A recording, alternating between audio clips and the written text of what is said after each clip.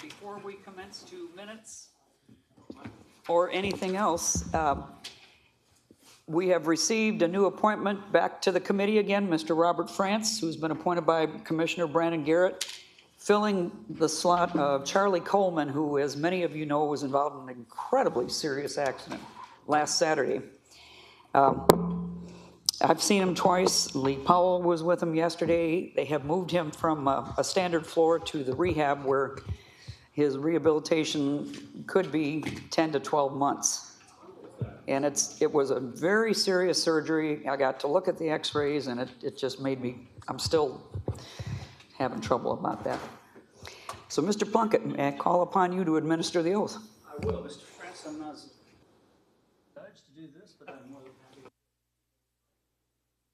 I, Robert, we do two oaths today. One is the oath of office.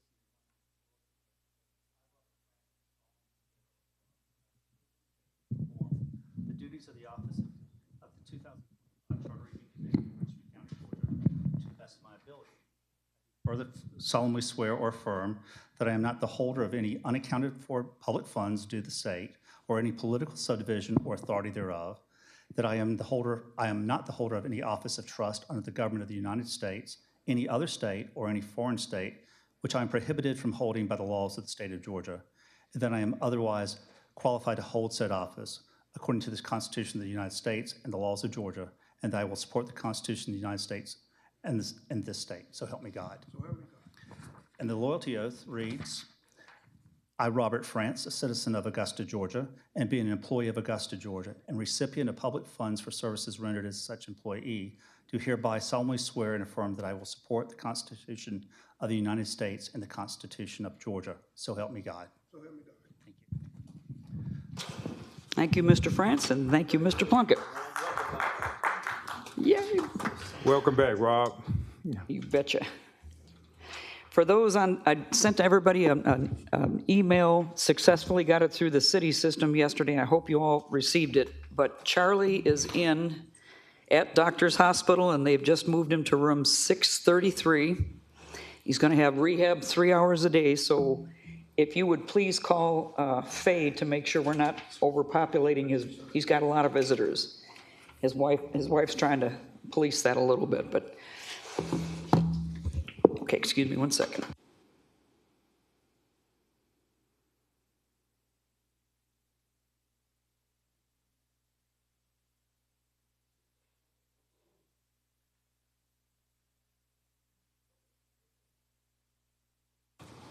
Fellas, if you will indulge our graces here, we're going to hold up for 3 to 4 minutes while Ms. Bonner, the clerk's office, changes out the numbers in the system, the names in the system, so that we can accurately reflect votes and comments and this kind of thing.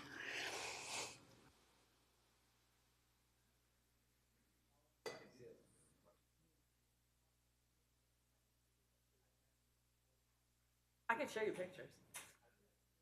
Oh, put it this way. If I could have shipped my cats down there, I would have stayed there. It was 10 days on a boat.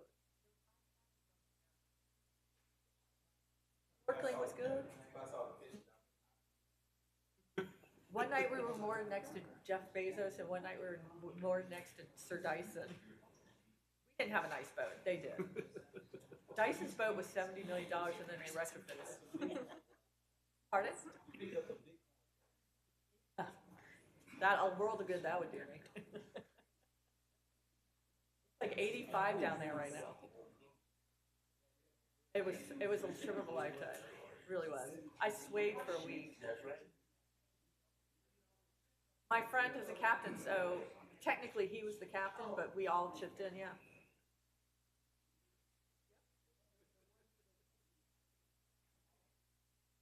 Got the mooring ball, tied it up, yeah.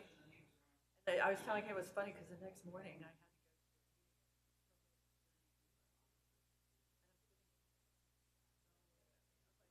I was just on a boat for 10 days. Please don't think ill of me. No, I don't never get sick on boats. I've grown up on boats. So.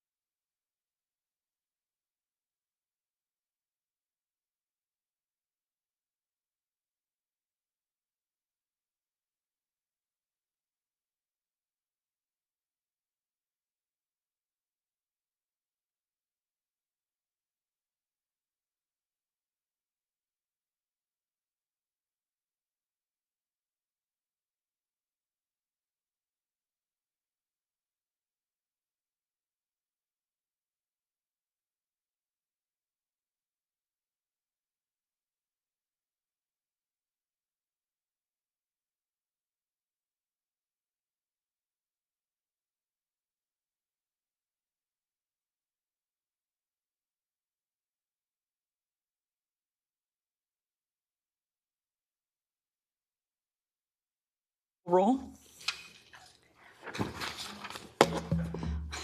Doing the same thing I'm doing, throwing paper.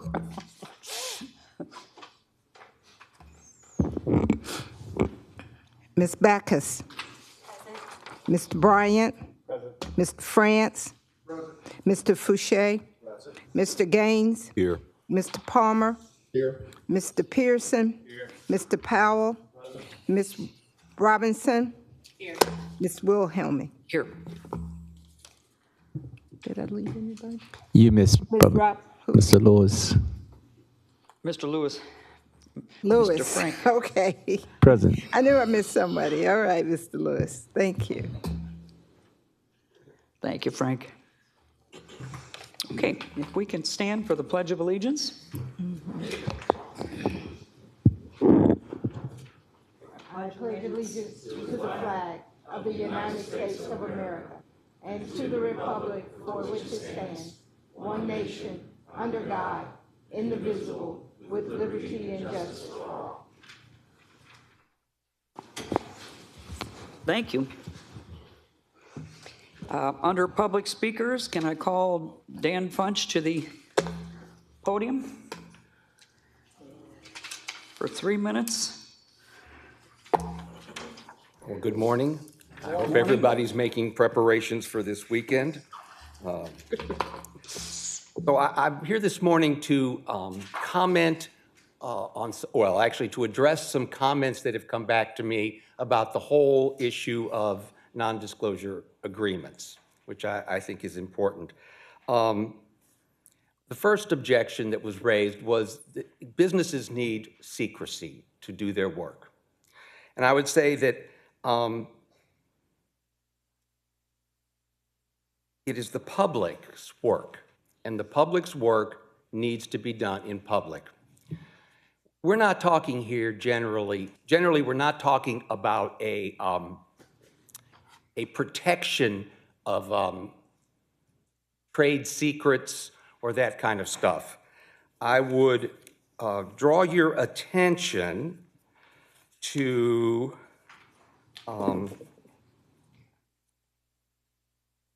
something that happened next in our neighboring county.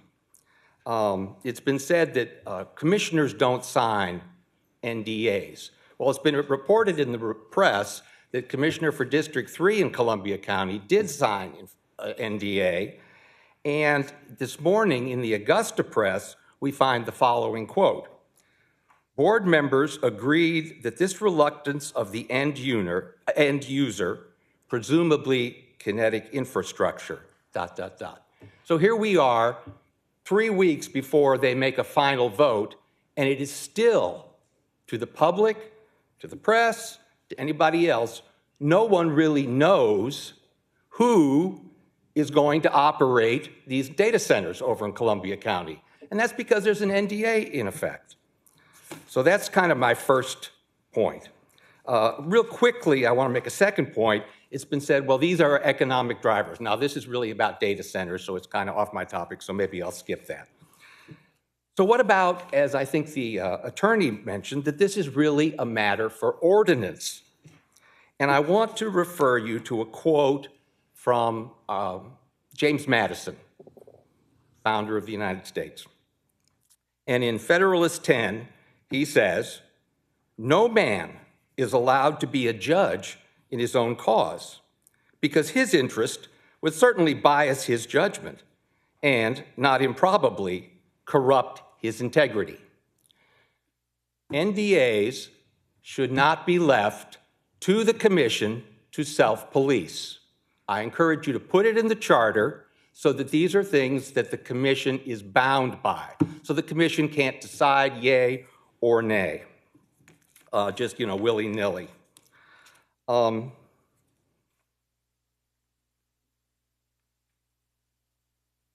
would make one comment about data centers. I'm looking at my time. Well, that's my time. So let me leave you with one thought,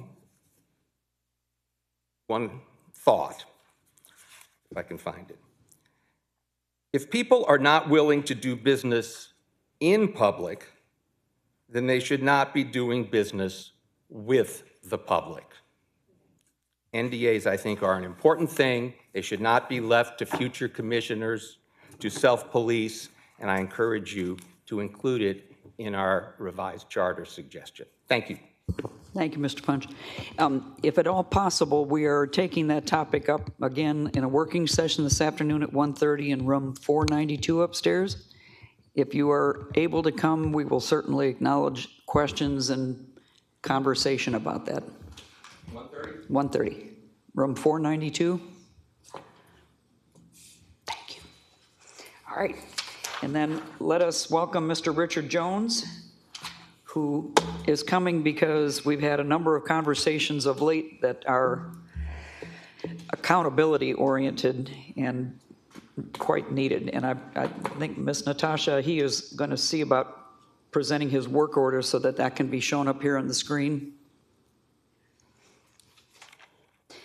I think we have just about resolved that he and I are going to co-write in the report our concerns about this topic.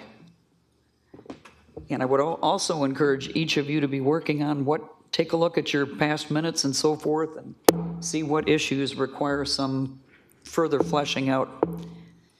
Okay, Mr. Jones. Good morning. I have 6 different issues that I'm summation of that I've talked to this committee about in the past. First, Excuse me, Mr. Jones, I'm sorry. I was supposed to ask you for your name and address, and same thing with Mr. Punch as well. Thank you, Clint. Richard Jones, 2316 Tudor Drive, Augusta, Georgia, 30906. I have 6 items that I want to highlight real quick that I've talked to this committee about in the past. Number 1, transparency of the splash funds, if approved, to the constituents of this city and this county because of the past non-disclosure of what they did with splash money.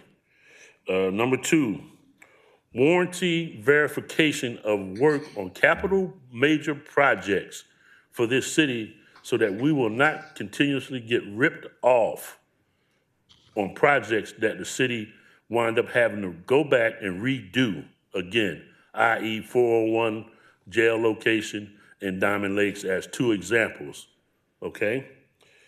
Number 3, I tie in integrity into ethics. When you do your ethics write-up, please do it strong and in conjunction with state laws, because when I talk about integrity, I'm gonna give you the one hard example. When the city mayor and his chief of staff had a problem, their causes problem to me are operating of the city. What you see on the screen is work order that I've had that I've been following since probably 2017, 2018. And in particular, number 2, I talked to the lady, one of the ladies at 301 yesterday, and told me that work order was closed. The work has not been done. And if you notice, I submitted it in 2021. Here it is, 2026. I go over these locations of my work order so I can see if the work is done. We, or you guys, have to make strong write-ups to put the engineering department and department head on notice. We want work done for this city on these raggedy streets in Augusta. Okay? Number 5, one thing I hadn't heard, if I missed it, tell me, whether or not when the city attorney retires, what are the qualifications and standards that you guys are gonna set forth for the city to hire, when they go to hire a new city attorney? And finally, number 6, follow up on the department's SOPs. Are they doing them? Are they following them? And are they updating them so that they can meet high quality standards for the service of the people of Augusta? That's all I have. Thank you very much. I'm going to make sure I've got all these, and if not, you're going to have a phone call this afternoon. Okay. Thank you. Thank you very much. All right. All righty. Thank you. Okay, so Miss Angela, Miss Backus. Attorney Plunkett, I don't know if you would be the correct one to answer this. Do you know, when does 311 mark something as being completed? Is it when it's actually completed or they're told it's completed? Or is it just when they transfer it, the work order to the department that would handle it? Ms. Backus, I'm probably not the best, but I can give you my understanding of the process, is that it varies a little bit from department. Some departments receive a work order or a notice, and that's kind of, it's on the department there. My understanding of the engineering department is that when they have basically booked the receipt of the work order, that closes the 311 request. It does not say that the work is completed, but the work order is replaced. But I mean, we could certainly, defer to, when we can get it. I can probably get you an answer, during the break from Dr. Malik, the director. But it's my understanding that complete or closed does not infer complete relative to engineering projects. It's just that they are now on notice from 311 that there's a citizen issue. I mean, I have one that's, I could tell you mine, and I think it's closed, but the work hasn't been done, but it gets in the queue is my understanding. But if you'd like me to, I'll be more than happy to reach out to Dr. Malik. I would appreciate that. And just 311 overall, just that we have clarity, I don't believe it would be a charter issue, but it is something that we can put in our own personal synopsis that we all get to write, or as a group, as something that maybe needs to be followed up on. Maybe complete in the system shouldn't say complete. I think Maybe it says it's been- closed. Yeah, so maybe accepted by the department, or you know what I mean? Like, what do I do after that if it's not handled? And I think making sure that citizens have those answers would be important and probably lessen a lot of the frustration. Because when I see closed, I think it's complete.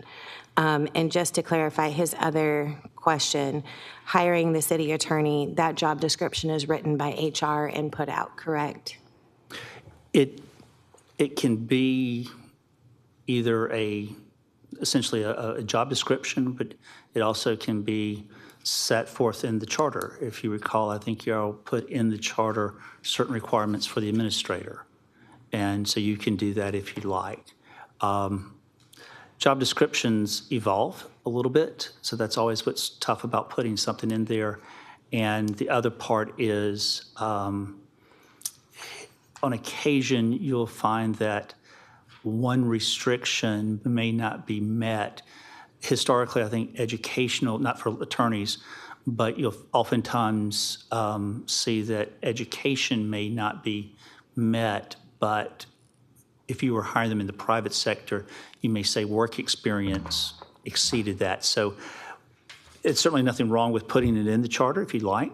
But just always think that balancing experience relative to education may be one of the factors you want to put in, have some flexibility in. If it's okay, I think it may be more appropriate to discuss that any further if we want to In a working in the session. workshop. And it's on Or- the yeah. agenda for today's workshop. Okay, because again, like you said, putting it in the charter, is that going to restrict hiring an individual attorney versus a firm? Because I think both of those have been discussed. So if we can talk about that in the working session, I think that would be better. Thank you. Very good. Okay, so Mr. Pearson. Thank you, Madam Chair. Madam Chair, I won't be here this afternoon for the work session, but I am just as concerned as the public as it relates to the status of certain projects or certain ask of the city. You know, when we're asking the city to look at a pothole or to look at whatever, there needs to be a tracking system, because I mentioned a tracking system when in the beginning we were asked to write proposals, and we submitted these proposals to Carl Vinson. So at some point, I would like to review those things that we had proposed early on when we got started. But again, we need a tracking system, just like FedEx and UPS. I think the public needs to be able to go into the system and see the status of whatever it is their concern is. Otherwise, it may never get done. Thank you very much. Thank you. Excellent comments. All right, there being no further folks in the queue, let us move on to the matter of, you just received draft minutes from the meeting of December 18th. If you will each take a moment and cover these. When ready, we'll entertain a motion to approve or receive changes.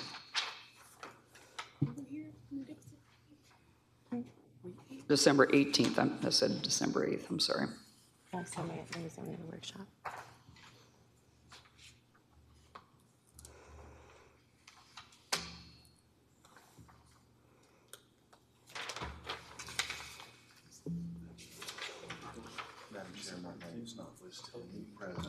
Okay. Madam Clerk, will you add Mr. Foucher's name to the present list for these minutes? Thank you.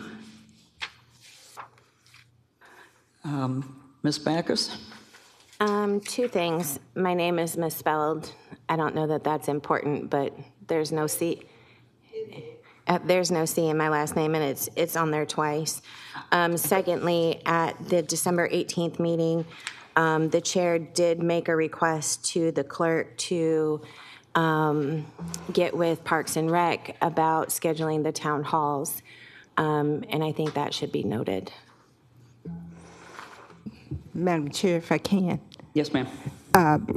Ms. Backus, these are action minutes that was actually taken by an official vote of the committee.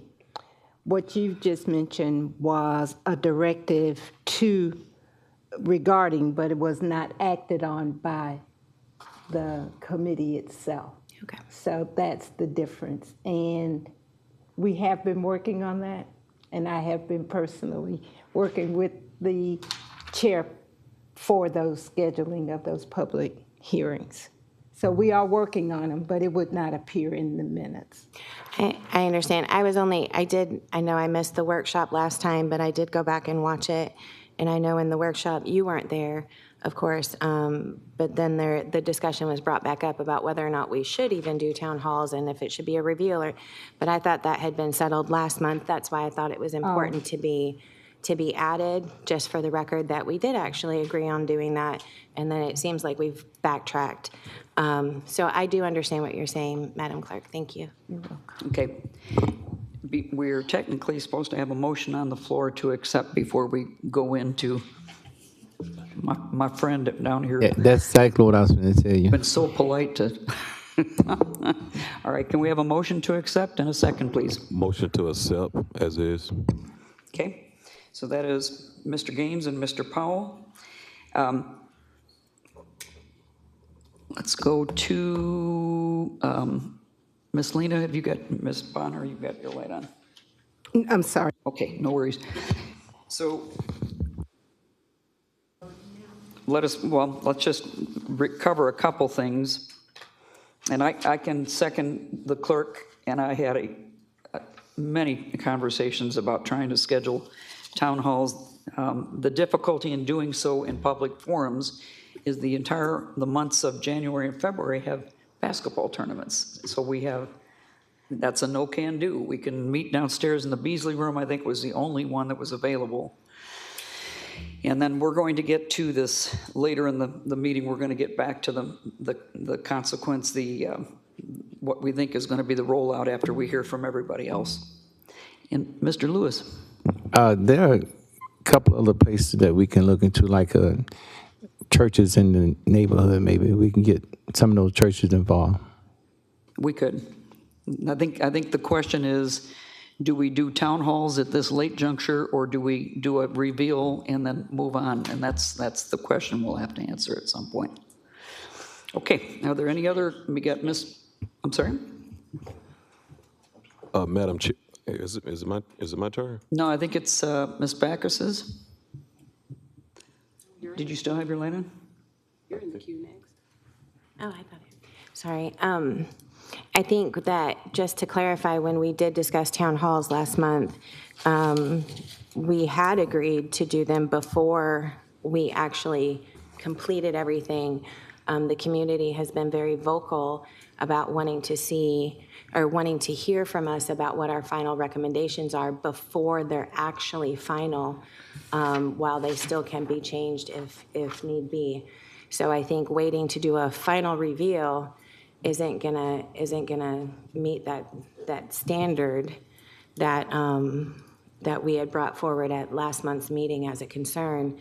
And we did agree, we may not have voted on it, but we did actually agree to move forward with those town halls. I don't know if we want to discuss that now or later on in the meeting. We'll do it under new business, I believe, because we don't have anything official in the queue, but we'll take it up after we see the rest of the totality of this meeting. And I'll put it under Mr. Gaines. Yes, Madam Chair. I've said in reference to the town halls, I think they are essential because there's a lot of information that has been covered thus far.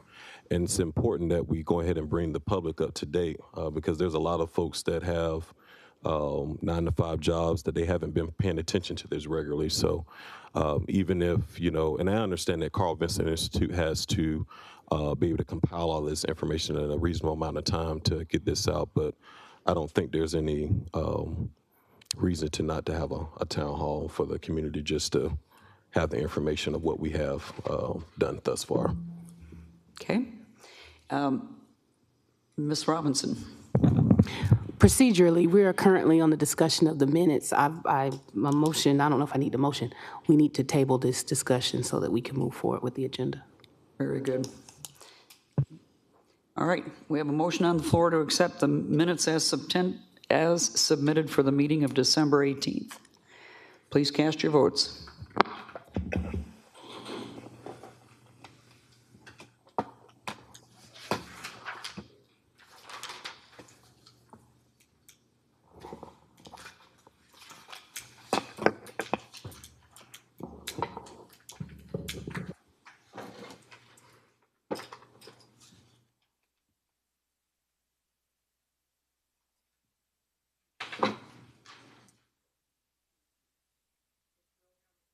Yes? That motion carries 10-1.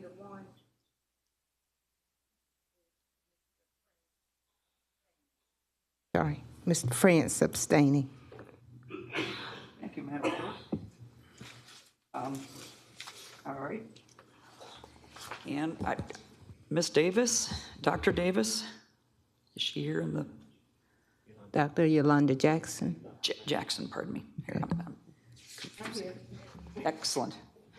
Please accept my apologies for the Lord. Just come to the podium if you would. Do you have any documents you wanted to add to the overhead? Nothing other than what I sent you already? Yeah. Okay.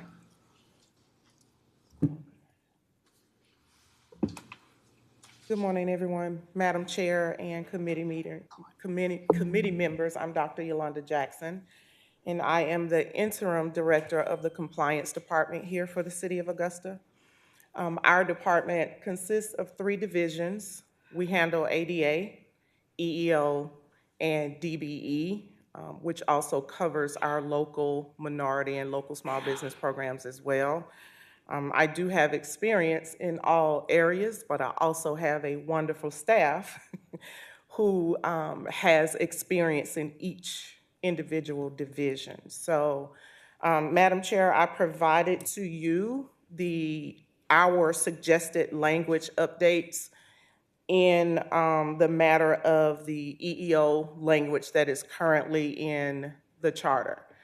And so after taking a look at that, thank you, Edmund. So this is Edmund Williams. He is our EEO coordinator. Edmund comes with a lot of experience in EEO, former military. That is what he did in the military. So if there's anything additional any questions you guys have between the both of us, we can make sure that you get the answers. So in terms of where there appears to be redundancy in the language previously. But when we took a look at it, so first and foremost, there is no formal standard language that has to be in there in terms of having the language to mirror exactly the federal guidelines. So what we provided to you is the language that is being used as best practices with most organizations. Is that better?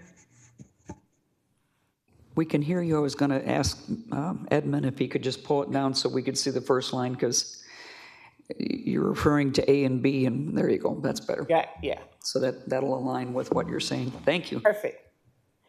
Thank you. So when we were reading it, the last sentence of line A, where it says the commission shall afford. So our recommended language, as you can see, is that we are an equal opportunity employer and do not discriminate on the basis of race, color, religion, sex, national origin, age, disability, or any other status protected by law. So the reason we are suggesting that language is because Title VII has included some other groups as well. So rather than having 15 different groups, if you will, on there, the most common language is any other status that's protected by law. So if you use that, then that will cover not only those that have been added in the past, but it will also take care of any that might be added in the future. So that's why we suggested that language. B, where we talk about, this one was more about vendors. And so when we talk about that, that was a procurement process. So we had a meeting with procurement to determine that the language that we're going to include is in fact their process. So the procurement director had an opportunity to look at that. We worked together to come up with that, and he approved the language that we provided for you as a suggested replacement. So that language, because what they do is, it is the most responsive and responsible bidder is their language when we are putting our bids and things out for them to bid on. So with that, we changed it to mirror what they are actually doing. So most responsive and responsible bidder is how we end the first sentence. And then it's more common practice for governments that you include no person shall be excluded from participation in, denied the benefits of, or otherwise subjected to discrimination in the selection of vendors or contractors under any program or activity of Augusta, Richmond County, and then again, on the basis of race, color, religion, sex, national origin, age, disability, or other protected status protected by law. So that is the procurement process. They go with the most responsive bidder, and then we're suggesting to use that same most commonly used language in that to say that we're not going to discriminate. The third one, in the charter, it referenced hiring a EEO director. And so everything after that was related to hiring a EEO director. So in fact, what the city did was they hired a compliance director. So just to give you a little bit of background, there was no compliance department previously. If I'm not mistaken, I think EEO was a part of HR, and the local small business programs at the time were a part of the procurement process. The compliance department was meant to be created because our department handles things that are on a federal level. So for example, if someone feels that they're being discriminated against because of Title VII, that's our office. We handle that. Same thing with ADA. If there are complaints about something not being ADA compliant for somebody who needs accessibility, that's our department. That's our ADA division. And then again, with the DBE, we have projects that are federally funded. And so those type of things are in our office. So that's the reason why our department was created. Also, having a compliance department, we have to have a direct line to the commission and the mayor. So that's how our reporting process is. So I wanted you guys to understand how that works and why we are. And then, so in terms of that, they created the compliance department, and then of course there is a director of compliance. And so I'm just explaining in here because this is what actually happened. So that's what the language should reflect. So we have a EEO coordinator who handles those EEO issues. Now, we take a look at those. Edmund will look at them and determine if it is in fact something that is in our office, meaning it has to be something that deals with discrimination under Title VII, which is any of those protected classes. If not, then it's probably going to be handled by HR. So that's the difference. But in terms of your language here, the language needs to reflect exactly what we do. So that's what we did there. So that's our suggestion to include the language of what actually is in place rather than what was supposed to be in place because it's different, right? And then the final one is where we talk about, the language talks about a citizen advisory council. So there is a citizen small business advisory board that was created. However, that board does not handle EEO issues. That board was created for the DBE side of the house. So all of our programs that deal with our local small business owners, our MWBE owners. So we have an advisory board, and that board specifically serves that division, the DBE division. So there was not, in my review, there was not ever a board created specifically to address EEO concerns.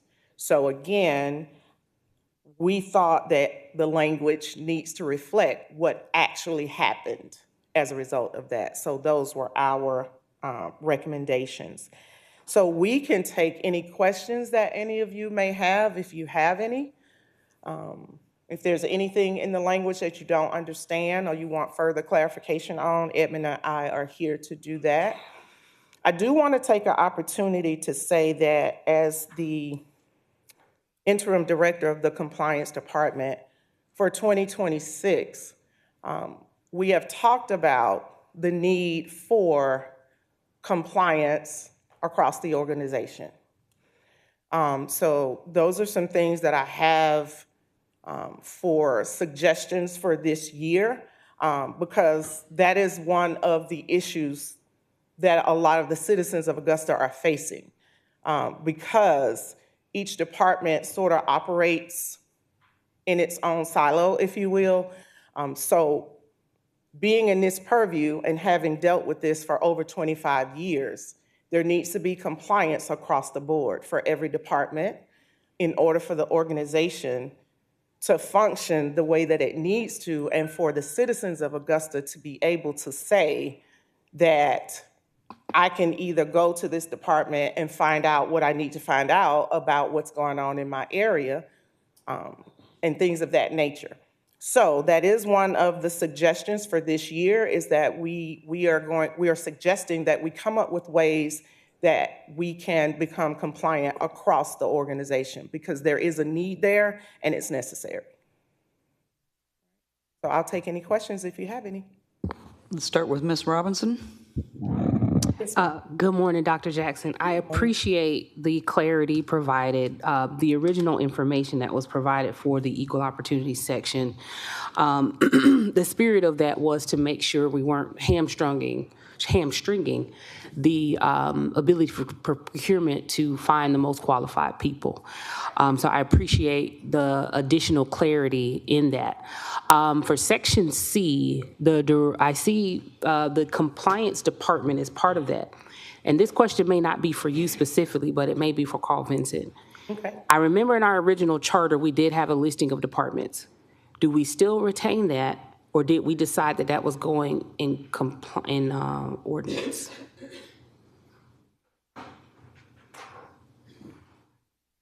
Hi. No, I don't believe we did retain it, and that usually is not in charters. Okay. So that would be my concern with putting that language for the compliance department in the charter, is because departments and the creation of departments, for the most part, is currently being handled in ordinance. So if we could potentially get some clarity there on how that can be addressed, that would be great. And again, don't know if this is actually a question for you so much as it may be for them. So that would be my concern there, because we wouldn't want to specifically state something there that doesn't fall in line with how we've done that previous. On D, it feels like the additional verbiage is more of an explanation than like official language. I don't disagree with the need for an advisory council of this magnitude, but I would like us to wordsmith that a little bit better so we can actually establish what the board does, not necessarily what it doesn't, because it was not created in support as for specific EEO concerns. I don't know that that's necessary language for the charter. So if you have some additional clarity around that piece, because the why pieces, I don't think we need in there so much as here's the purpose of this board, here's what we expect them to do. Okay, understood. So what we wanted to do was to provide you and make sure you understood the differences between what was originally written and what is actually happening now. So we can tweak it, and we can work together to tweak it to be what you guys want or need it to say in the new charter. But this is more of our suggestions, and I knew that with D, because of the way it is originally written, I needed for you or wanted you all to understand that yes, there was an advisory board created, but not necessarily for EEO. And I say that because this is all regarding EEO. Yeah. So I wanted you all to understand that there was one created, but it's not specifically for EEO. We can tailor it. We can work together and tailor that if you want to, along with Zena. But this is mainly for you guys to understand the difference between then and what actually happened and now. Does that make sense? It does. Thank you. I appreciate it. Thank you, Ms. Backus. Good morning. Good morning. I just had a couple of things. I agree with Ms. Robinson. I think that making sure that we don't, if we're not putting other departments in the charter, I think except for the internal auditor is going to be in there. I think we should probably refrain from doing that, especially since it seems to have moved around previously. In this, I see that you changed it from director to coordinator. And I think that that would be an important change, especially if that person is serving under a director, because a director doesn't serve under a director, and that can cause confusion. So I think no matter what verbiage we go with, which version, I think that we do need to make sure that that's changed to coordinator. Where are we addressing the Citizens Advisory Council and how that is made up? I don't know if that's in a different part of the charter. But I think that we need to make sure and address that. And then for everybody, because I don't know all of them, I know some, you said ADA, EEO, DBE.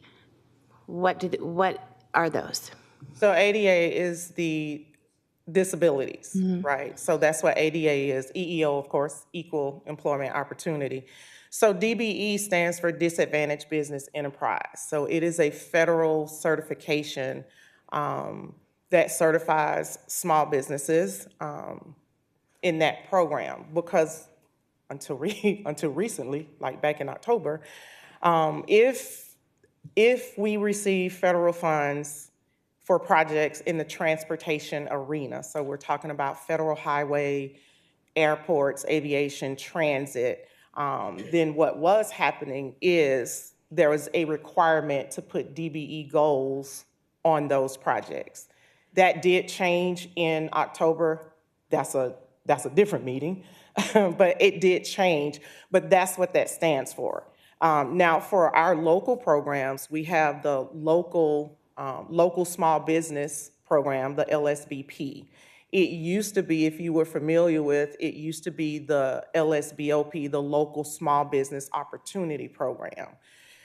We went through a disparity study a few years back, and out of that disparity study, we created or implemented the Minority-Owned and Women-Owned Business Enterprise Program, which is the MWBE. And so when we implemented that, the old local small business program changed a little bit. So that's what those stand for. So even now, when we have projects that we are letting that so there are certain things that I have to look at. First of all, I look at the funding source and things of that nature. So as long as it's not federally funded, our office takes a look at it to see if we can apply our local MWBE goal to those projects. So that's how that works. Did that help? Yes. Okay. So, and one more question. You mentioned federal funds.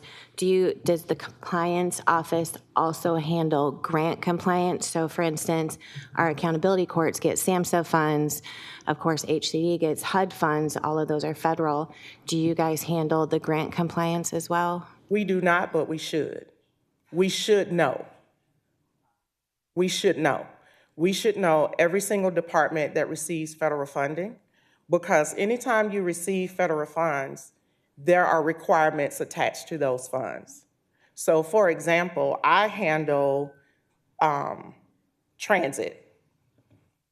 Our transit system gets federal funding. When I say I handle that, so when you get federal funds, there's a reporting requirement. So for our transit department, I am the person that has to do that semi-annual report, because they want to know how these funds are being spent and all of those things. So I said that to say we don't, but we should. We should know. We should be the central location that you can come to and get information. We should be able to tell you who gets the grants, how much they get, what it's used for, who's responsible for managing it, who's responsible for making sure that those reports are submitted. That's just at a basic level. So that's a great question. And again, the answer to it is we do not currently, but we should. Thank you. Yes, ma'am, you're welcome. If we could just follow up later on the question I had about the Citizens Advisory Council and where that's at in the charter, if it is, like who it encompasses, who appoints people, all that kind of stuff like we have for other ones. This is the only place it's at. I'm going to make a recommendation. We take the very next agenda item to the working session, because there's more to it to be resolved before we bring it up to a vote, if that meets with everybody's approval. All right, Mr. Gaines. Yes, Madam Chair. This question is for the Carl Vince Institute. So in reference to, because I like what Dr. Jackson was just saying in reference to the compliance, that they should possibly be handling this across the board. I don't know what other further consolidated governments look like, and I know we were just talking about this possibly not, being something in the charter, but I do think it is something that we probably should look at. I know it doesn't necessarily mean that we have to follow same typical things that other consolidated governments do. But yeah, on reference to the compliance across the board, because the question that I have, we always say things fall in ordinance. But my question is, who enforces that in checks, and what are the checks and balances if it is ordinance? So I think that was one of the things that we talked about as we were going through looking at some of these things as far as ethics and stuff, that we put specific language in here that in the event that if somebody wanted to bypass it, they had to actually they had to abide by it because it was in our charter. So I would love to see what, some of you all's thoughts is on that in reference to the compliance department. We put in language in there specifically stating that they have the ability to provide oversight when it comes to these issues. Thank you. Ms. Robinson. I think one thing we have to make sure when we're thinking about who is in charge of enforcing these things is the people we elect. We have things in our charter right now that aren't being done because they're not being held to be enforced. So we as voters have to be very conscious of that. We can put all the rules in the world in this charter, but if we aren't holding our elected officials to do their job, none of it matters. So with regard to compliance, I completely agree that grant compliance should fall under your department. I'm in higher ed, and all of our whole economic development department is grant funded. And we have a grant office that handles compliance for all of it. We submit the report, they get it to federal. Now, we've lost some money because they didn't get it on time a couple of times. But it helps departments to not dig into the weeds of things. So I know this may or may not be something we can put in a charter, but I definitely think it's something we should have at least in our suggestions to make sure timely exchange of information is important. Because of course we know the price tag of that is funded by the taxpayers. So that would be my comments.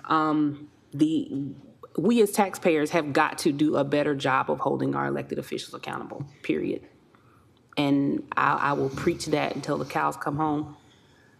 The rules we set are only as good as we can enforce them.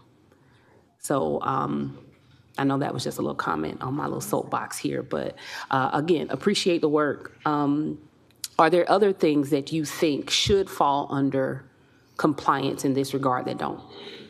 In terms of just compliance overall? Correct. We currently have overview of any projects that have our goals on them. And in that, what that means is for our office, for that division, any project that we have that we place either local small business piece to it or MWBE goal on it, I can tell you we monitor those things.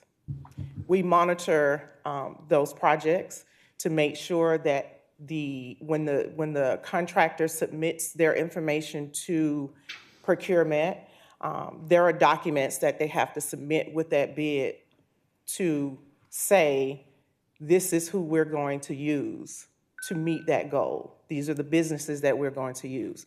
Our office, we enforce that. We make sure that if you've told us that's who you're going to use, we make sure that that's who you're using. And again, that comes through reporting, right? So they are required to report payments in a system that we use that they have access to. They're required to report payments whether that month had a payment or not.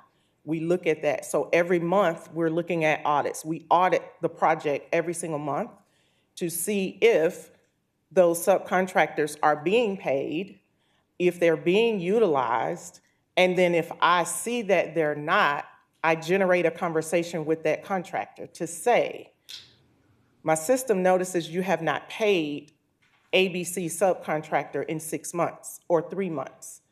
What is happening? So that's what we are doing, and that's what we should be doing on any projects that have our goals attached to them, right? Yes, there are reporting procedures and processes. So what we do is when you have to submit those reports to the department that that project belongs to, you need to make sure that we are copied on it as well.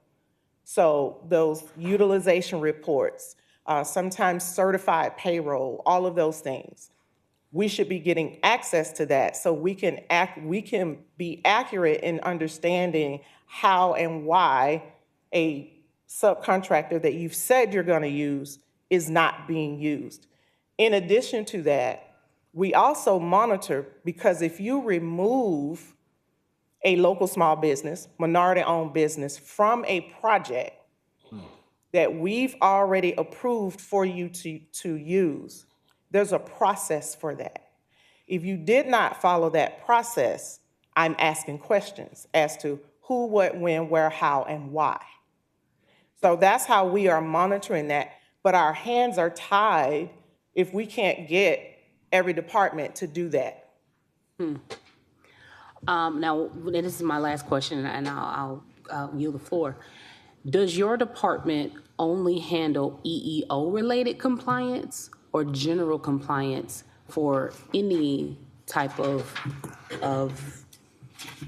whether it's grant-funded, federal-funded, city-funded?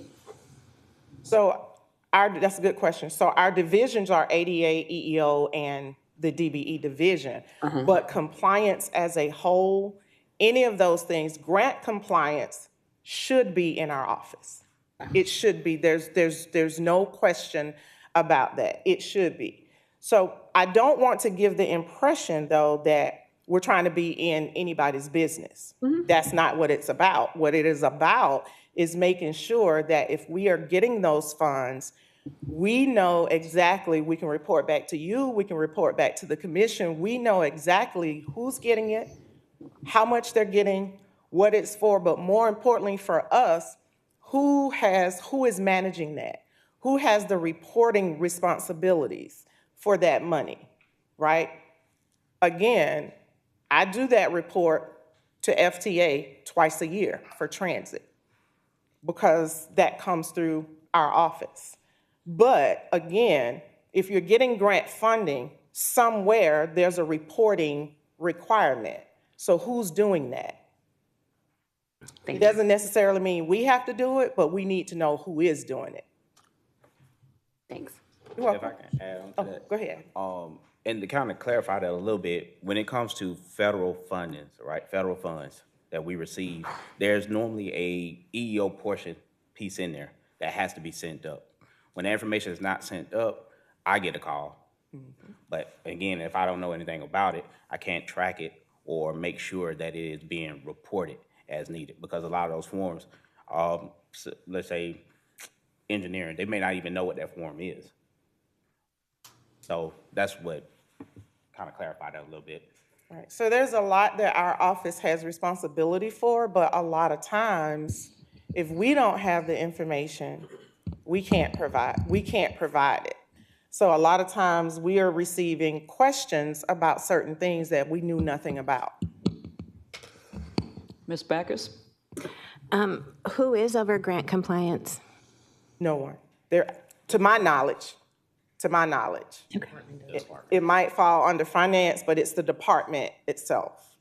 So I just want to reiterate that I would be very cautious about putting it in the charter that this would fall under any specific department, especially because, like you had mentioned, you used to be part of HR, now you're not. They may actually determine that it's more appropriate to put grant compliance under the internal auditor department. I don't know, but I think I would be really hesitant to put it in writing that it needs to be in one specific space, because we can't say it needs to be under the compliance department if the compliance department isn't already in the charter. And then if we're going to put that, you know what I mean? And so I would just reiterate that. Thank you. All right, Mr. Pearson. Thank you, Madam Chair. You know, I'm pretty much like Dan, who spoke earlier. You know, if it's the public's money, it's the public's business. It seems like, I don't know a lot about these authorities, Okay. but it just seems like there's always this visual of hands off because they are an authority.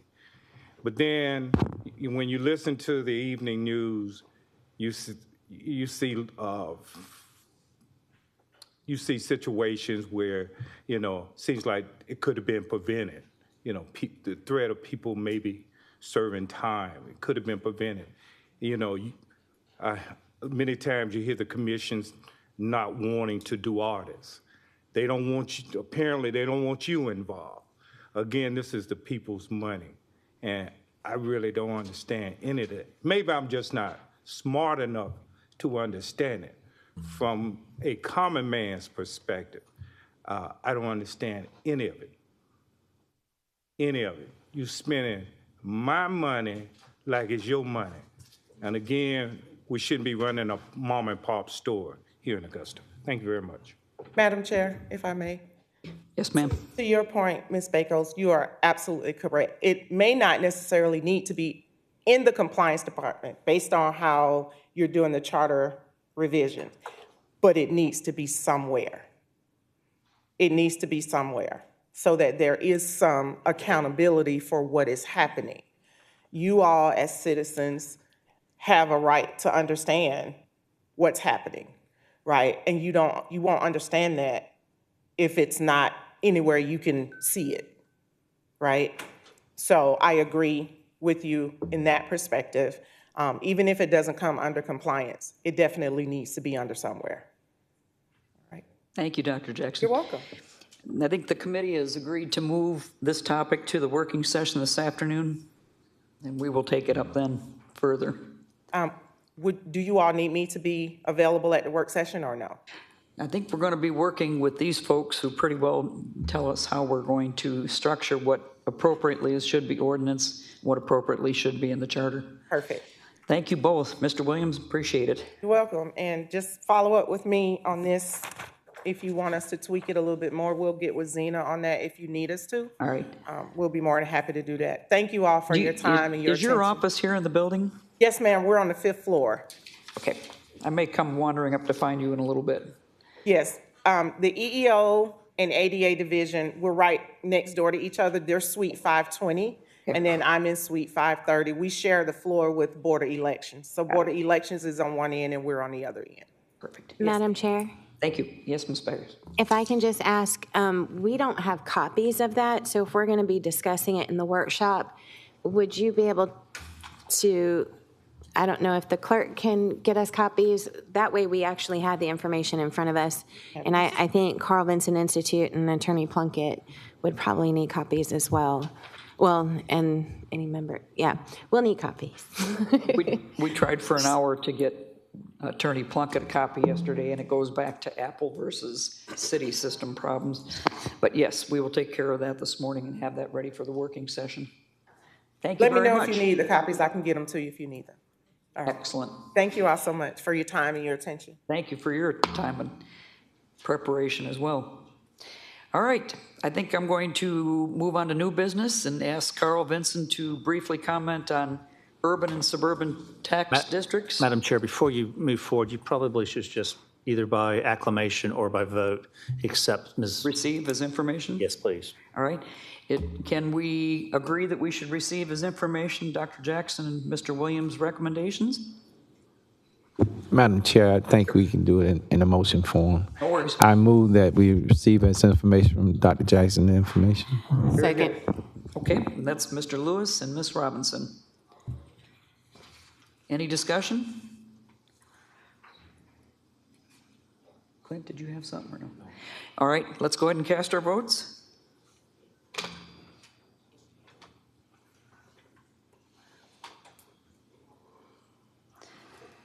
Thank you, Mr. Lewis.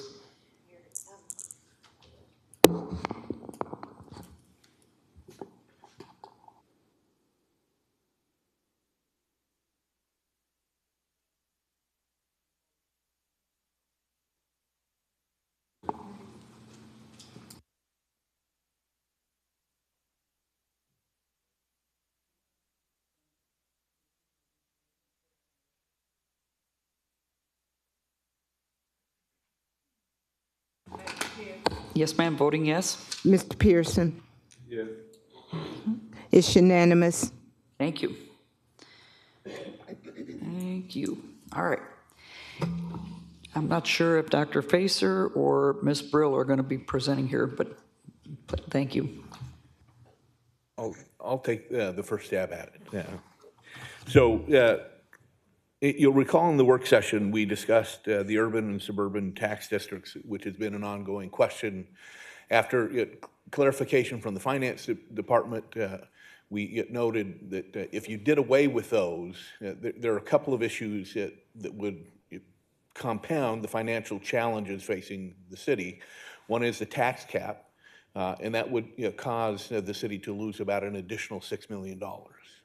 And so having the suburban and urban tax districts allows the city, even if they were providing the exact same services in those two areas, to receive sufficient money to provide those services.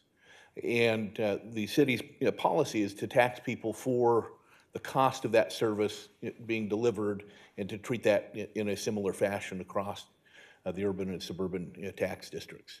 And so based on that discussion in the work session, it was suggested that we should retain the urban and suburban tax districts. Want to give us a second? Is there any discussion about this, or are we in a position to take a motion in a second on this? Well, also, Go ahead, sir. I think somebody else is ahead I of think me. I've got Miss Robinson ahead. I want to make sure we have it on record, the issue with the pensions that causes more problems here than some of the other things. I think the public needs to understand that. We still have people drawing on the pensions from the old city government. That is one main reason to keep them separate for now. I'm not sure how many people or anything like that, but I just want that to make sure we have that on the record. Thank you, and I apologize for forgetting to mention that. Thank you. No other comments. Can we go ahead and entertain a motion in a second? Madam Chair, I move that we accept the recommendation coming from Carl Vincent. All right, Mr. Lewis, is there a second? Second. All right.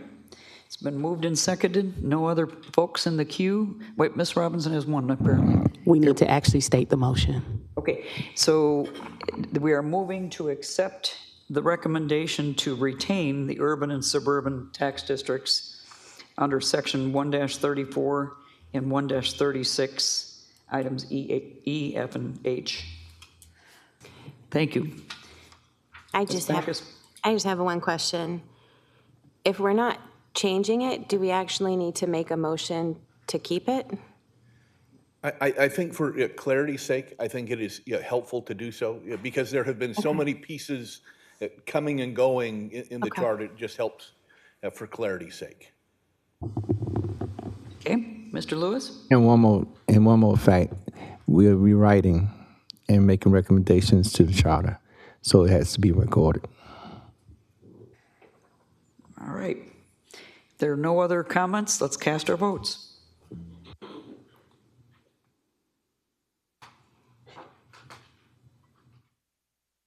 Madam Chair. Yes. Mr. Pearson. Yes. Go ahead.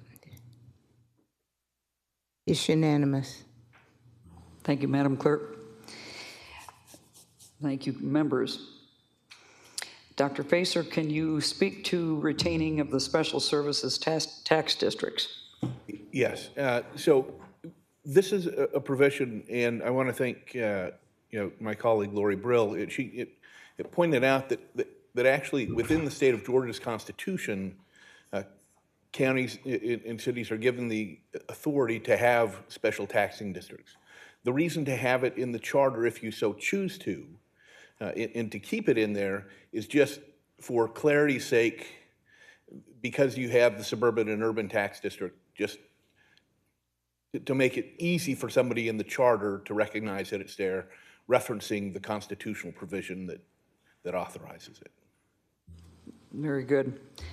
Do we have any comments on this? This is just affords our representatives the flexibility to, should a need arise, to deal with it. It's not very controversial.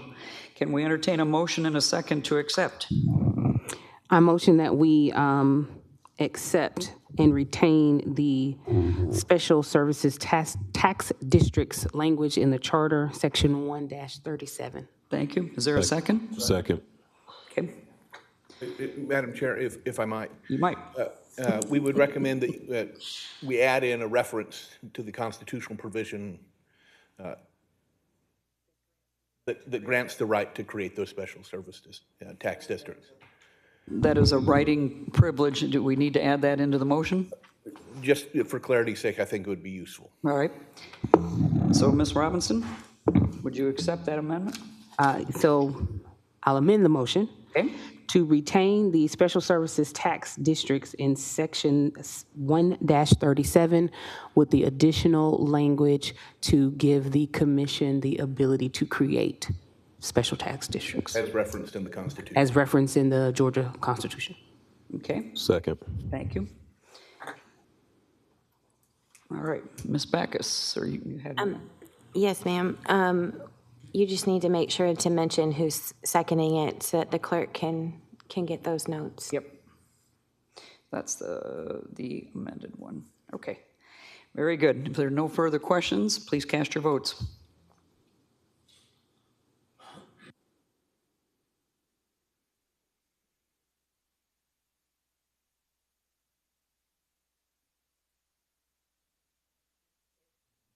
Yes? Mr. Pearson? Yes. It's unanimous. Thank you. Right. And we're moving on to the bonded indebtedness, the next motion on the list. Yeah, so after following up with the Finance Department, there's no longer any outstanding debt from the previous city of Augusta. And so those sections are no longer relevant, and so they can be stricken from the charter. Okay. Are there any questions on this portion? If not, can we entertain a motion and a second to accept? I motion that we strike section 1-33A and 1-33B regarding bonded indebtedness from the old city of Augusta, as the debt has been satisfied and is no longer in effect. I second. Okay, that was Mr. Lewis. Mr. Palmer. Oh, very good. Thank you. If there are no comments, please cast your votes.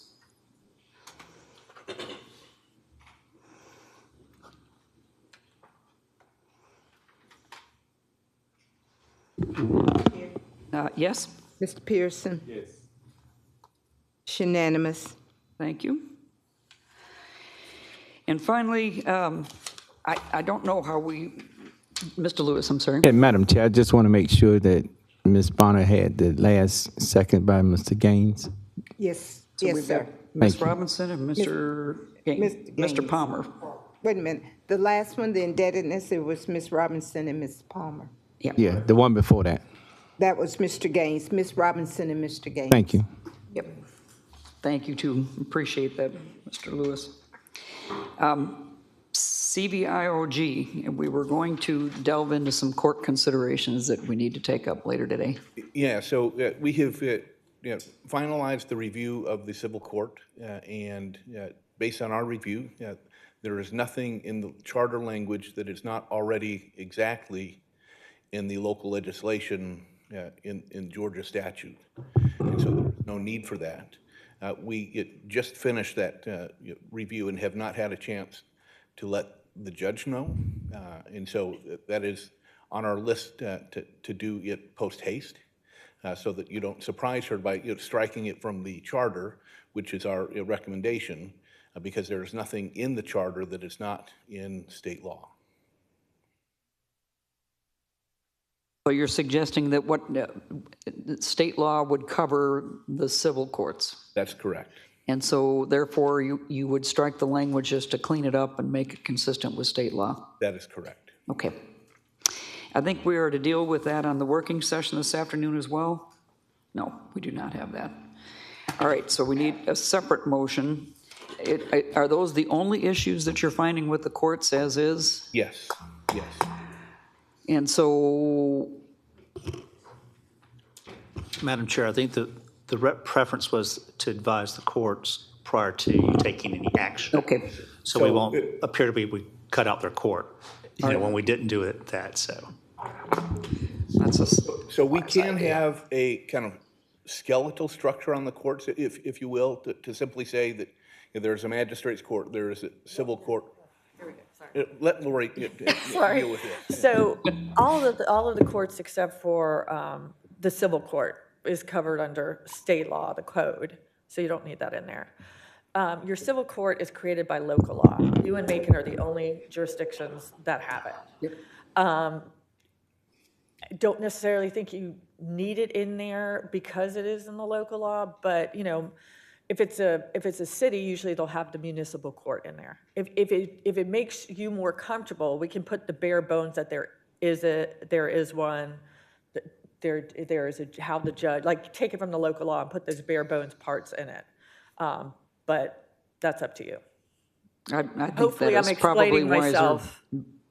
Are you planning on trying to speak to the judge today now or sometime the next day or two? In the next day or two. Okay. So there's really no action required of us at all at this juncture then? No, I don't think so. Okay. Very good. Does anybody else have questions? Ms. Backus? I would like that information as well.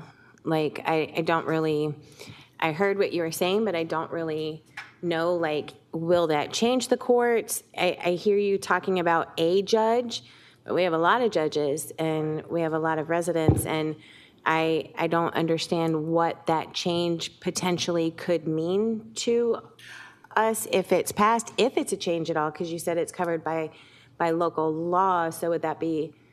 There would be no changes to it. We would just mimic what's in the local law if you're more comfortable with having something in the charter about the court. Well, I don't know if I am, because I Well, don't. we can't change it because, Yeah. right. I can provide you with the local law if that's, Okay. I mean, would that make you more comfortable? I just would like to be more informed about the benefits of, you say local law. Right, okay, so what it is the legislature will pass state law, which is in the ordinances, and then they pass local laws, which are specific to a certain jurisdiction. And those are different than the code sections. It only applies to that jurisdiction. So charters are in there. Something like this would be in there. If you have a water authority, that would be in there. Things to that nature. That's not the total expanse of it, but that just gives you some examples. So it is in the local laws instead of the code because it's not a general law for the entire state, So specific to you. even if we removed it from the charter, it's still covered by local law, so it's still going to be there. So in Yeah. order for that to change in the future, it'd still have to go up to the legislature and then back to us as voters, or not back to us as voters?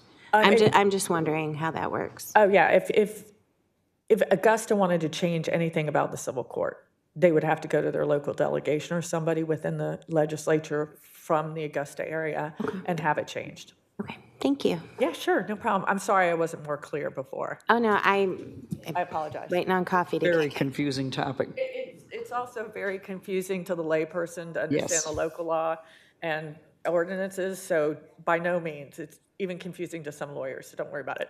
So I had promised all of you until I ran into a recent event, a cheat sheet on how the courts are set up. Superior courts are effectively state courts. So all the Superior Court justices are up over here and handled by state law. And our challenge on the charter is to deal exclusively with City of Augusta courts, of which I believe we only have 2 handling magistrate and civil courts. And I'll try to get back to that listing so it'll make it easier for you to kind of divine the lines. All right, let's see. Administrator, is that? That'd be me. Okay, very good. Mr. Plunkett. Madam Chair, I may be out of order, but I would encourage y'all to think about having a reference in the charter to civil court. Civil court's almost a trivia question in civil procedure, like which counties have it. And so, but people are familiar with municipal courts. And so I think that you may find that a party or a litigant might look to your code to figure out what in the world is civil court. And then just by referencing local legislation, that would be enough for them to understand where they are. Obviously, they could contact the clerk and they would do that, but it may be just a little kindness to people in the future when they see this civil and magistrate court. They don't know exactly what that is. So it may be kindness in that, to have that. I agree with that opinion wholeheartedly. It's for the ease of the citizens. All right, the only other thing I had was going back to the town halls versus the education versus the reveal, and I'm going to open the floor to opinions. I think we've heard from several that they would like to have town halls. I personally feel like we've had town halls out the kazoo.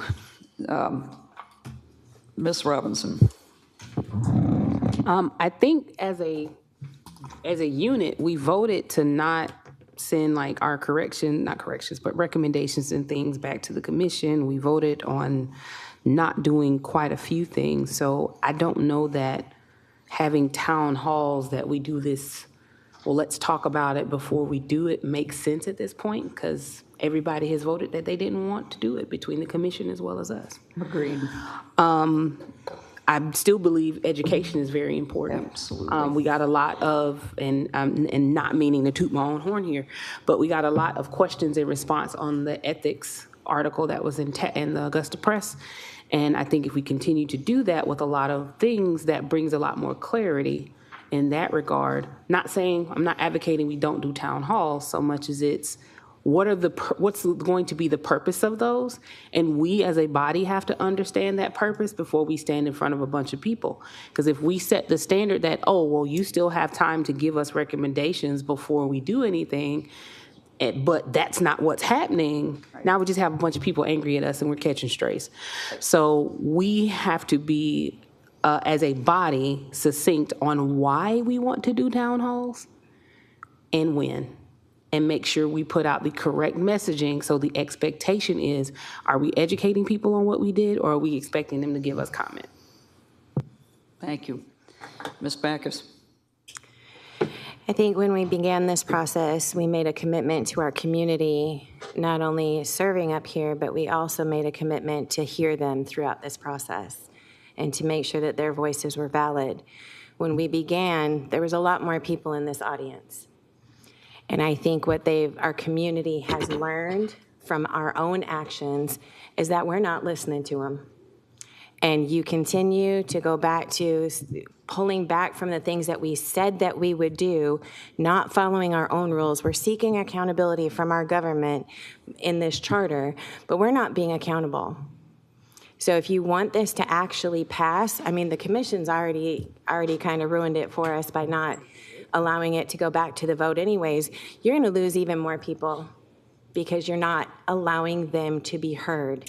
It's great to have the explanations in editorials in the Augusta Press. Everybody doesn't subscribe. And it doesn't give me a chance as a community member to explain to you why I disagree with this or what I think might be important. It takes away my voice. And when you take away my voice, I'm gonna stop showing up. Kind of like a married couple. If you start, when one of them goes quiet, that's because they're done fighting. They're not showing up anymore because they're done fighting. Because why am I gonna keep screaming when you're not listening? Mr. Gaines? Madam Chair, I just would like to echo what Ms. Backus just mentioned, an effort for transparency, and just mentioning that a lot of our meetings are happening when folks are at work. And so I think it's imperative that we meet the community where they're at. And so whatever way possible that we can do that, churches, as Mr. Lewis had mentioned, or whatever efforts that we can to include the community into this process, I think it's imperative that we do it. So I'm definitely for these town halls. We need to bring the community up to date on what we have done. And this isn't a sealed thing, so this is something that we need to have continual dialogue with the community. So that's my thoughts on it. Mr. Bryant, I think I'd like to hear from you. Well, first of all, I'd like to say time is of the essence. And unlike some of my colleagues here, I don't think people are not showing up because they aren't listening. I think people are not showing up because we've done the work. And we've put out there and had town halls to start this thing, and then several town halls that we did not mandate, but citizens did. People in our community had town halls and meetings about this. So I think to have a town hall about this is unnecessary. I think we should, once the Carl Vinson or whatever procedure we go to present to our local legislation is what we should do. And so I think, to be quite candid with you, I think going back to town halls at this juncture is a waste of time. That's just me personally. But at the same time, I think we've given our citizenry a number of opportunities to express themselves. And in saying that, less than 1,500 people filled out the survey. Okay, less than 1,500 people filled out the survey of an area of 200,000 people. That shows a lot about the interest. We give an opportunity for people who want to speak, and they have spoke. They come to this meeting, and they have their 3 minutes. We've listened to former commissioners. We've listened to former mayors. We have gotten a gist of what, and that's what's brought us to this point that we're at now. It's time, folks. It's time to move on and to make this thing work, because I think we'll have a discussion I want to bring up this afternoon in getting clarity from the Carl Vinson about the political timeline that this is on. Some people talk about the May election, or does it move to the November election?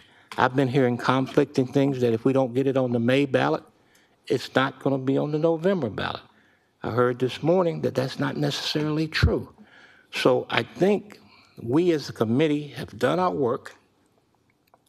It's time for us to press Carl Vinson about getting the wordsmithing done and the work done so we can go about our business. And I, just me personally, think to go back to the public at this time is useless. We've been to the public. The public has had the opportunity to give us feedback and can continue to give us feedback, but I don't think a town hall is necessary for that feedback. Now, once the charter review, we've completed our work, I feel there should be a reveal, and we can let the public know this is what we're going to be passing on to the legislator, to the governor, and whoever else is there. I think the commission has spoken. They want the work done, and quite honestly,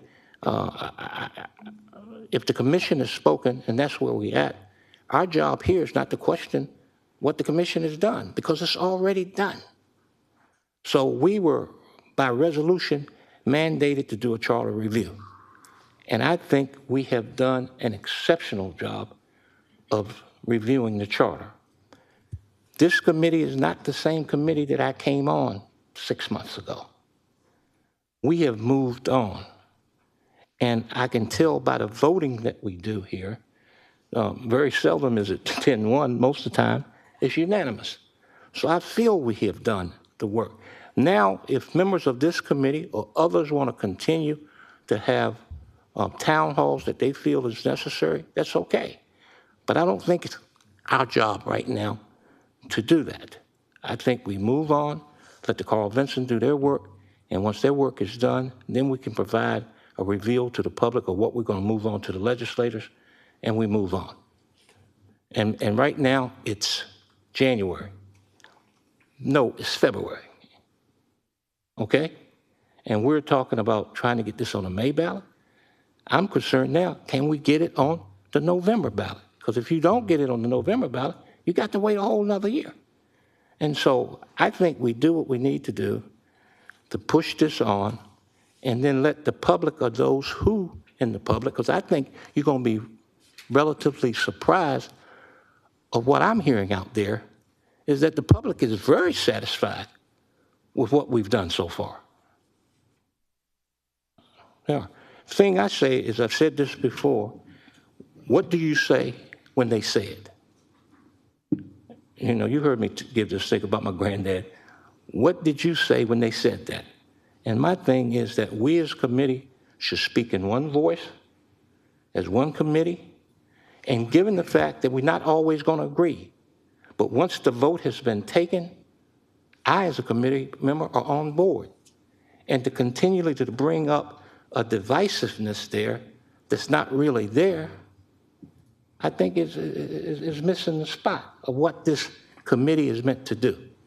Review the charter, make recommendations of how we review the charter. And we've done that. And I think done that very well.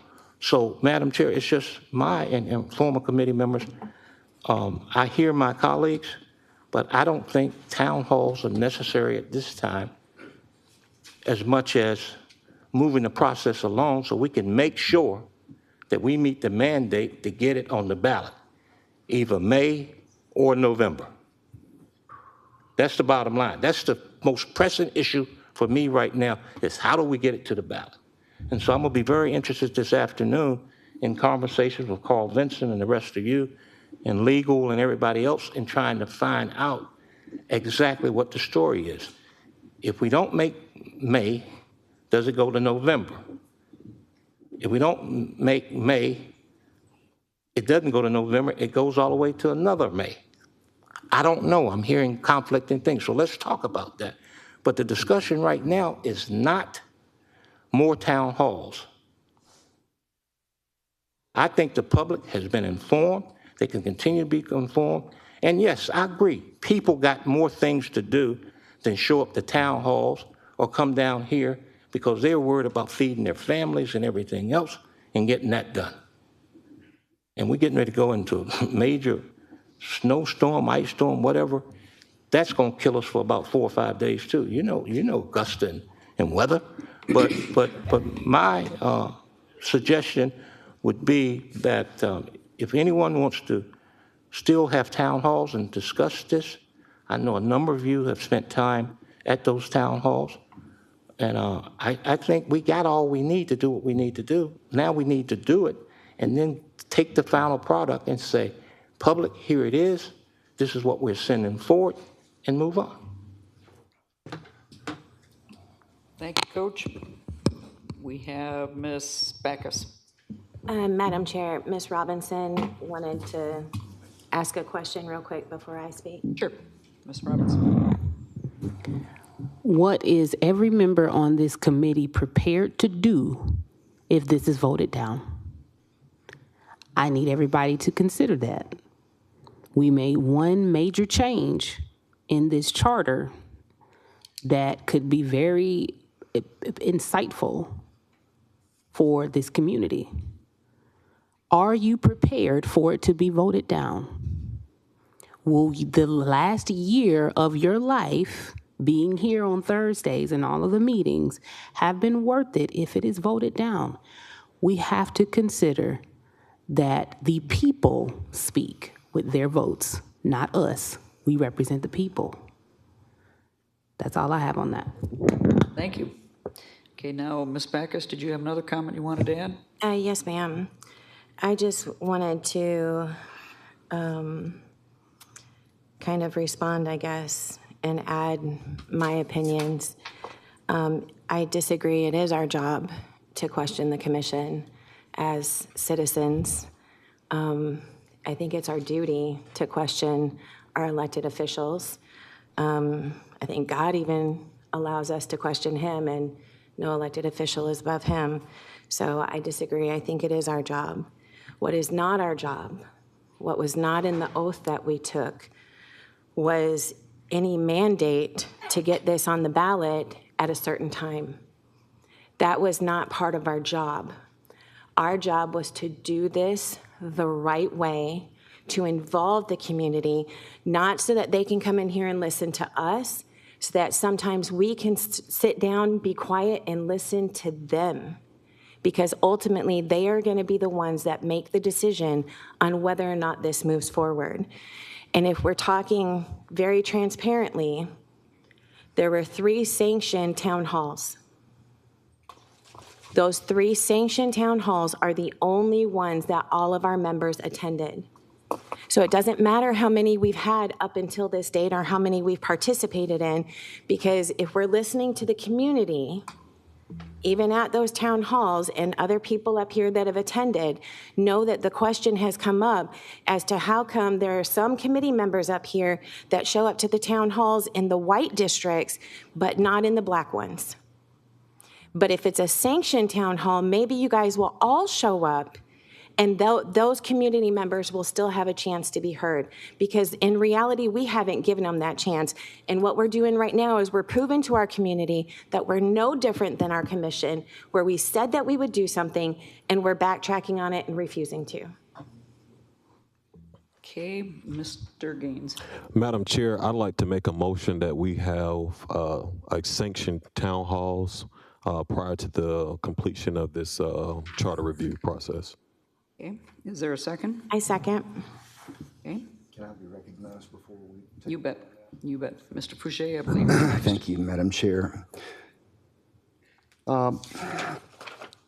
Bryant, I heard you mention 3 times in your address to us, moving on.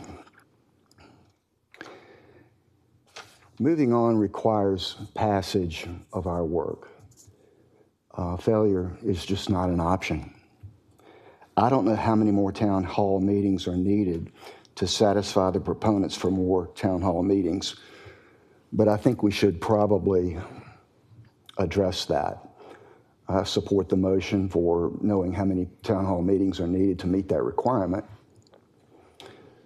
I don't personally feel that we need more, but if passage of our work is required, and I believe that it is, we've got to keep having these town hall meetings until the public is satisfied.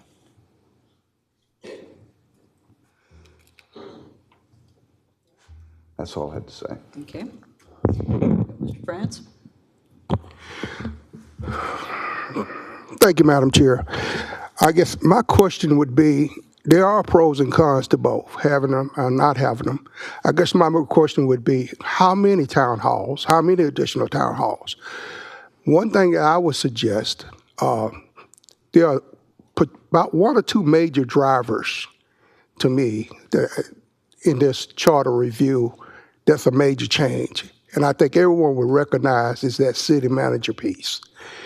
I think if we do a synopsis and because if I may, Mr. Powell, people are not going to read this entire rewritten document. But if we summarize the major changes and present that to the public, so they are very aware of what's the major changes are that's going to affect them as citizens, and make sure they are aware of those items. So I think we should do something like that maybe, but we got to narrow this thing down to how many town halls would be effective, and what is the expected outcome of doing town halls. If citizens say that we don't appreciate or we don't like, or we going back to rewrite something in the charter that we just wrote. So we need to take all those things in consideration, because we can't keep kicking this can down the road. And it's going to be up to the citizens to become informed. And we as charter review members, along with the commission, have to educate our constituents in our districts. This is going to take a whole village to get this thing done. So that's my take on town halls. Yes, town halls. No, I'm kind of on the fence on that. But I do think we need to make sure that we make a concerted effort to make sure the citizens are aware of the particular pertinent items in this charter before we finalize it. But I don't think we need to prolong this thing another year. That's my comments, Madam Chair. Thank you. Thank you. Ms. Robinson? I would like to make a substitute motion that we limit the amount of town halls to 3, with the intent to listen to the community and evaluate anything that is pressing from the feedback that we get. We can, and this isn't necessarily part of the motion, but we can have an aside of comment cards where people can provide information. If anything sticks out, we can reevaluate. That is not to say we rewrite so much as we may reevaluate based on those findings. Is there a second for that motion to limit to 3 town hall meetings? Second. And that was Mr. Palmer. Okay. All right, any discussion on this? We have Ms. Backus and then Mr. Pearson. Actually, I've got Mr. Yeah, Mr. Powell was first. Thank you, Madam Chair. To my fellow commissioners on this channel, what we've been through in the last 8 or 9 months, I think we need to put together a document that would be published and passed around with exactly what we have gone through and recommended, and a synopsis for the general public. And then if they have specific questions on one area of that, we could dive deeper into those questions a little bit. I think the town halls are going to be extremely important because our job was to look at a document that had no changes in it for a long, long time and may, in a lot of areas, were archaic. Now, we have a living document that we are going to make some recommendations for changes on.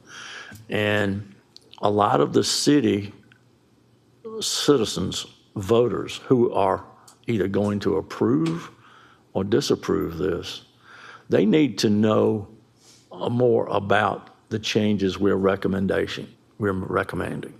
The major change in the form of government, a lot of people that I've heard from they don't understand it. They don't understand why we're going to make these changes. They think that, well, you're just going to tear the government down and it's going to be wholly different. It's not going to work for me and my family. Well, that's not the way it is. What we're trying to do, I think everybody on this committee is trying to make a more efficient government than what we have at this point.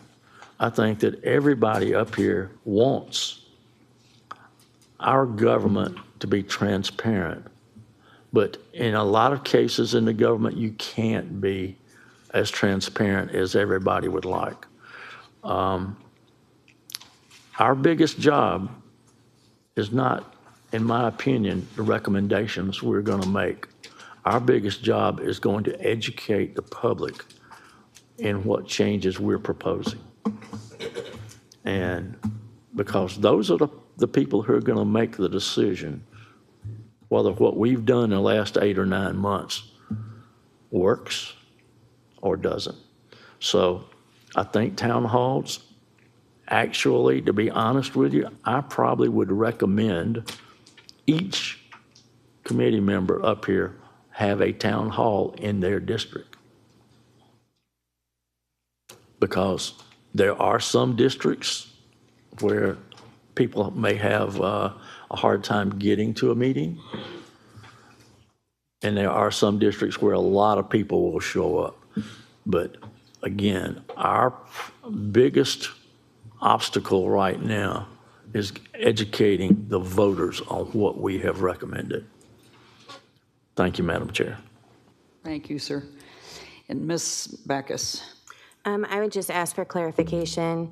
When we're talking about limiting to 3 town halls, would that be limiting to 3 town halls before our final recommendation is turned over?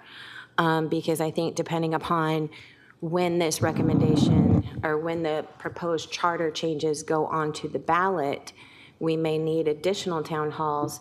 So by us voting on limiting town halls, we're also potentially limiting that in the future, and we don't know when that is yet. I can clarify the substitute motion. The substitute motion is to limit 3 sanctioned town halls prior to recommendations being submitted. That doesn't mean we can have more or others later, but a minimum and maximum of 3. Okay. We have Mr. Palmer. Oh, yeah, I agree with Ms. Robinson.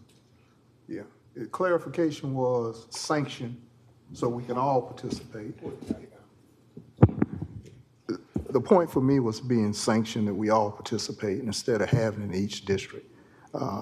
That is important, and I think what she also said about having them prior to the documents release is important, and we're free to have more if necessary. The chairman is not supposed to be offering opinions, but I'm going to offer one on this one.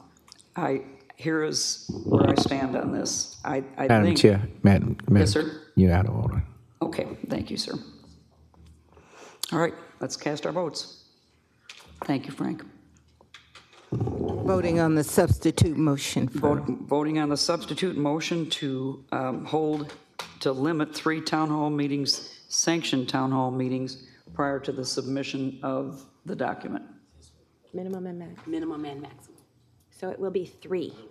Minimum and maximum. 3 sanctioned town hall meetings before it's submitted. And that was moved by Ms. Robinson and seconded by Mr. Palmer. Okay. One more time?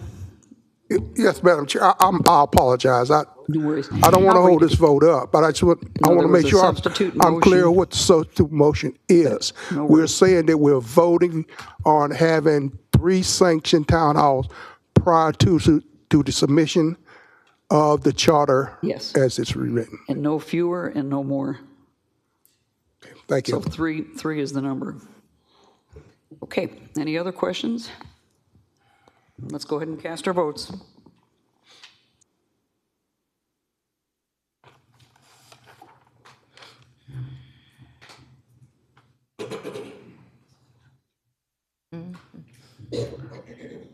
Eight. Mr. France, are you voting? Sir? I hit the wrong button. Okay.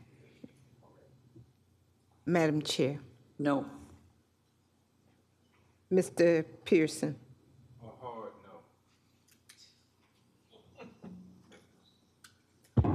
That motion carries with Ms. Robinson voting yes, Ms. Bacchus, Mr. Gaines, Mr. Lewis, Mr. Palmer, and Mr. Fouché. Voting no, Ms. Wilhelmi, Mr. Bryant, Mr. Powell, Mr. France, and Mr. Pearson.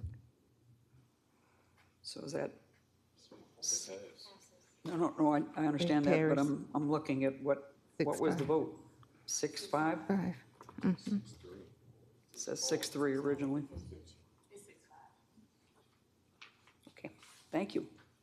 All right, are there any other issues that need to come before this body today?